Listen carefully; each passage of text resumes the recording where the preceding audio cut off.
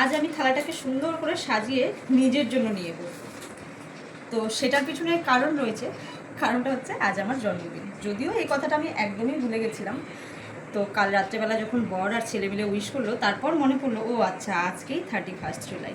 সকালবেলা উঠে রান্না করেছিলাম, আর রান্না করতে করতে দেখি অনেকগুলো পদ রান্না হয়ে গেছে। তো আজকে কি কি রান্না করেছি সেটা তোমাদের প্রথমে বলিনি।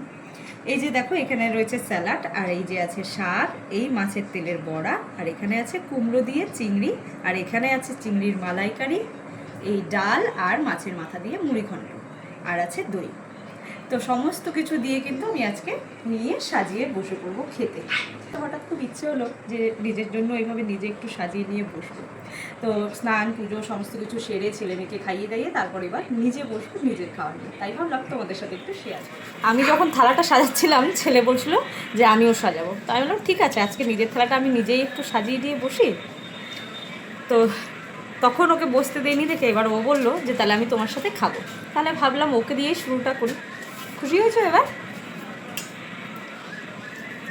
তো চলো খাওয়া দাওয়াটা কমপ্লিট করে নিই।